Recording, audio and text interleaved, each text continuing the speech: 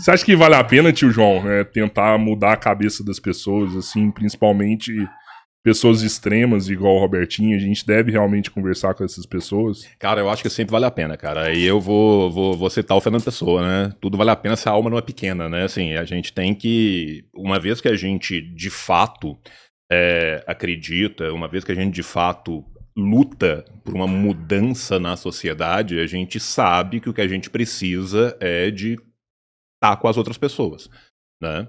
Ao contrário do status quo, ao contrário de quem está no poder, a gente não tem o poder, a gente não tem o dinheiro, a gente não tem os exércitos. O que a gente tem do nosso lado? A organização das massas populares. Então, qual que é a nossa função? Trazer as pessoas para essa organização.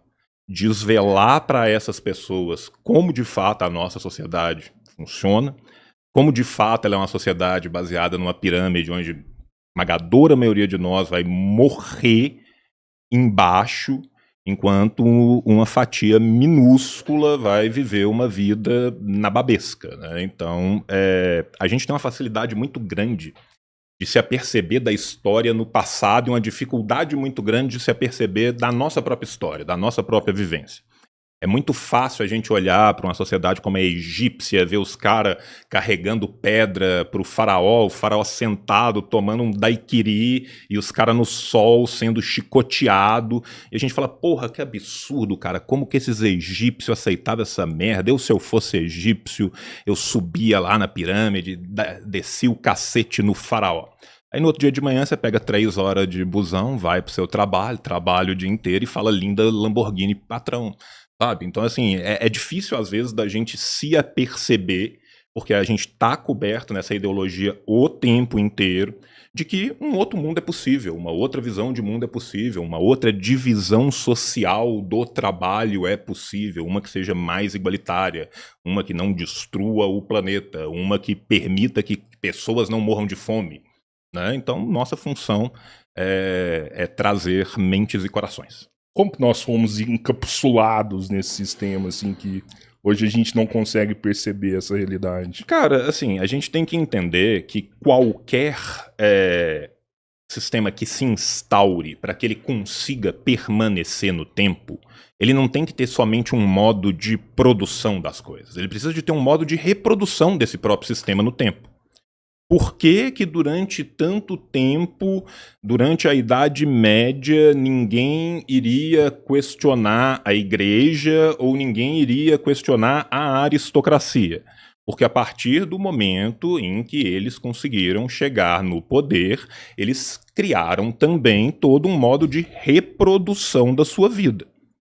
As pessoas eram educadas, tinham que ir para a igreja, por mais que elas fossem analfabetas em sua esmagadora maioria, lhes era ensinado desde a tenra idade que aquela era uma divisão natural, né? No caso da Idade Média, você tinha, por exemplo, a própria representação do macrocosmos no microcosmos, né? Então, assim, uma das formas mais comuns era falar assim, olha, a sociedade é como um corpo.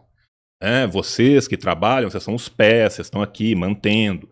Os cavaleiros, os nobres que nos protegem são as mãos, os padres, os cúrias, os monges, eles são a cabeça. E isso é natural. E aí também tem uma pregação que vai te falar assim, olha, essa vida aqui nessa terra é uma vida de provação, é uma vida ruim, mas Deus veio para te salvar na próxima vida, na Jerusalém celeste você vai ter uma salvação. Então não adianta você se rebelar aqui, porque a sua salvação não vai estar aqui, a sua salvação vai estar ali na frente. Desse exato mesmo modo, obviamente com uma outra roupagem, com uma outra ideologia, a burguesia também, quando ela vai chegar no poder, ela vai trazer várias coisas que vão ser importantes. Quais que é a mais importante dela? O individualismo, né? A gente tem uma pulverização do ser humano, o ser humano é um ser coletivo. Nós somos macaquinhos que gostam de outros macaquinhos. A gente sempre se organizou em sociedade. O ser humano não vive sozinho. O ser humano não é um cara, um ermitão que vai para o meio do mato e que produz tudo. Não, o ser humano se organiza socialmente. Ele precisa de se organizar socialmente, até porque ele é um animal fraco. Quando a gente pensa diante da natureza, diante dos desafios da natureza, se o ser humano não estiver junto, ele não sobrevive. Tá? O que traz essa grande ruptura? É a ruptura do indivíduo, do individualismo. Não, você vai conseguir. Para você conseguir, você tem que fazer, você vai correr. O que eu escondo com isso? Eu escondo os privilégios de nascença, eu escondo a diferença do pobre e do rico, né? No céu lindo e maravilhoso da ideologia, todo mundo tem direito. O direito de dormir embaixo da ponte. Quem exerce o direito Quem tem menos tem mais direito, né? Então assim, mas quem exerce em última instância a liberdade de dormir embaixo da ponte? Né? Se a gente pensa nos ideais das revoluções burguesas, liberdade, igualdade e fraternidade. Tem muito pouca igualdade, tem muito pouca fraternidade. A liberdade, que é a que vai ser mais encarnada, é uma liberdade muito difusa, uma liberdade muito diferente. Como que a lei funciona para quem é branco e para quem é negro no Brasil? Como que a lei funciona para quem é rico e para quem é pobre? Né? Então, assim, daquilo que nos é vendido para que é o mundo material, vai uma distância muito grande.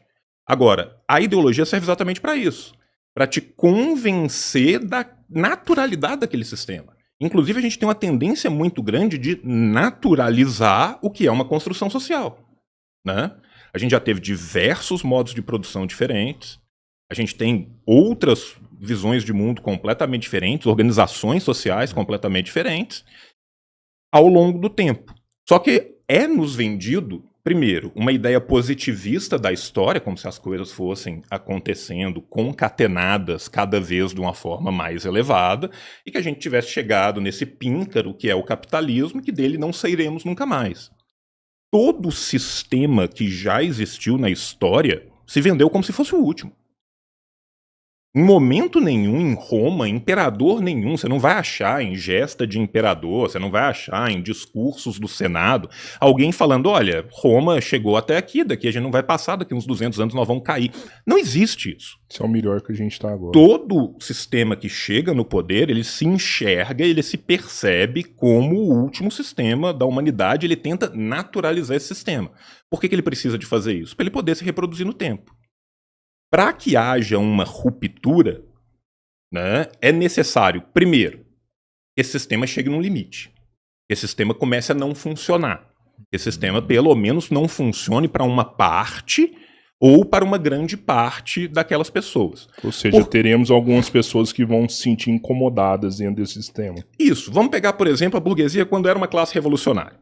Tá? Vamos pegar a burguesia no final da Idade Média e transição para a Idade Moderna. Feudalismo. Final do feudalismo, transição para a Idade Moderna. Tá? Você tem ali, a partir do século XIII, você já tem os instrumentos creditários aumentando, as ranças holandesas estão começando a virar bancos, instrumentos internacionais de troca já estão começando a ficar um pouco mais afinados, você volta a ter as grandes rotas, você volta a ter os grandes entroncamentos, as grandes feiras, aumenta a ocupação das cidades. Inclusive o termo burguês vem de burgo, né? Burgo era aquelas construções justapostas à muralha de um castelo.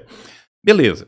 Você tem uma classe social, então, que surge dentro desse sistema, ela passa a ter um poderio financeiro muito grande, mas que não equivale a um poderio político. O poderio político continua na mão da nobreza, continua na mão da aristocracia. Qual que é a primeira tentativa deles? É direto fazer uma revolução? Não. Durante muito tempo eles tentam entrar dentro do esquema da própria sociedade deles. Eles vão começar a comprar título, eles vão começar a tentar fazer casamentos para que eles recebam títulos de nobreza, e eles vão se aperceber que aquilo tem um limite muito claro. Os aristocratas de sangue, a nobreza de sangue, não quer ceder aquele pedaço de poder dele ali. Não tem nenhum sistema que vira para os seus detratores e fala assim, gente, deu para mim quarta-feira, tá aqui a chave do castelo, o melhor banheiro é a terceira porta à esquerda. Não vai acontecer nunca. Né? Então o que a burguesia se apercebe? Que uma vez que ela não vai conseguir tomar este sistema de dentro, ela precisa de tomar este sistema, ponto. E aí a cabeça do rei rola. Guilhotina. Né? O primeiro não é nem na guilhotina, né? Porque a guilhotina é uma invenção francesa, né? O primeiro, o Carlos da Inglaterra, é na espadada mesmo. Né? Não tinha guilhotina. A guilhotina é criada por um médico francês chamado José Finance Guillotin, por isso que chama guilhotine. Né?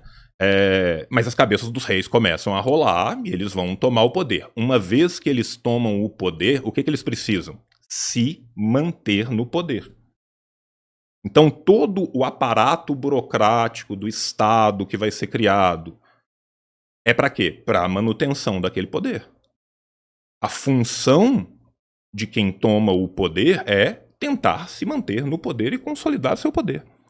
Só que, ao fazê-lo, a burguesia vai criar várias mudanças nessa sociedade, né?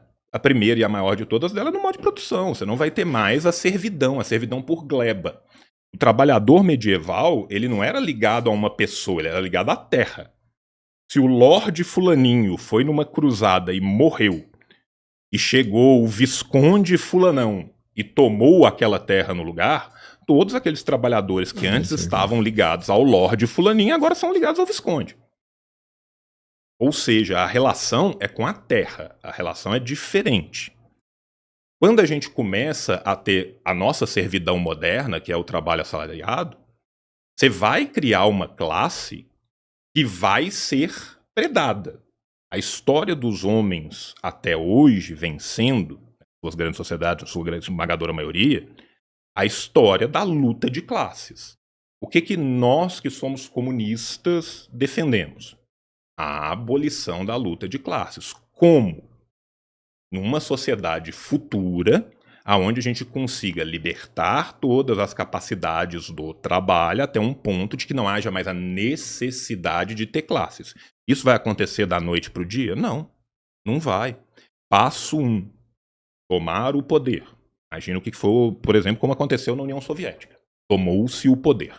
A partir do momento da tomada do poder, o que você tem que fazer? Você tem que construir novas relações, um novo modo de produção, que vai ensejar novas relações sociais, que vai ensejar um novo direito, um novo Estado, um novo pensamento sobre todas as áreas. Todas essas outras esferas da superestrutura vão ser determinadas e sobredeterminadas a partir dessa mudança.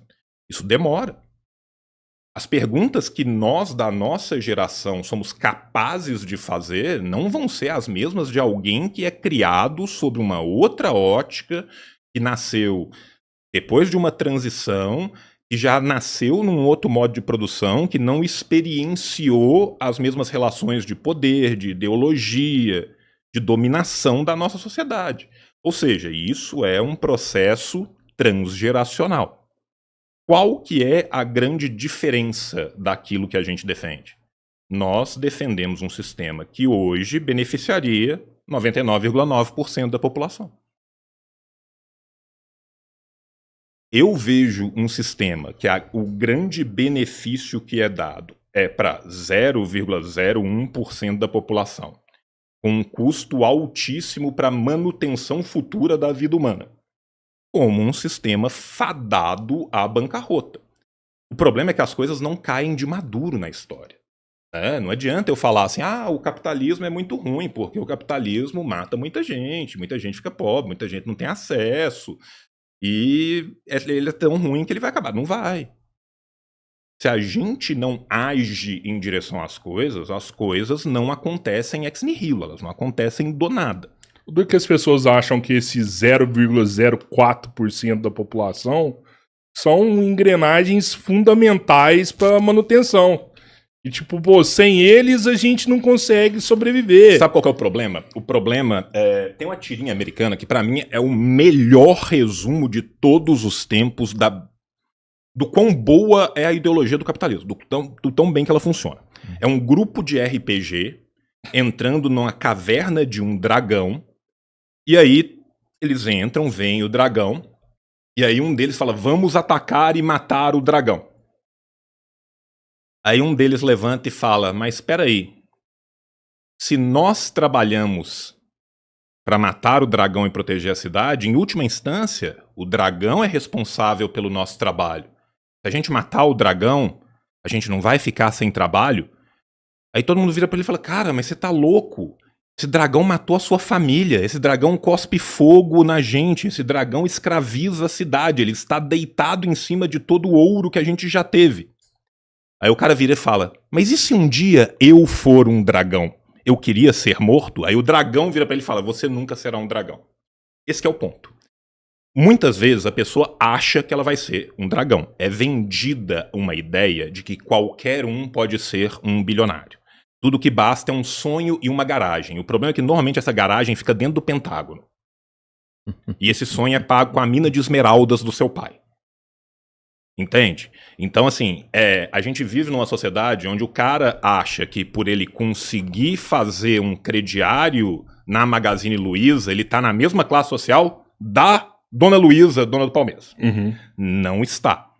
Ele acha que se ele acordar às 4 da manhã e ficar ouvindo coisas de empreendedorismo enquanto ele dirige 16 horas de Uber por dia para poder manter a família dele, que ele vai conseguir triunfar dentro do sistema. 99,99% das vezes ele não vai.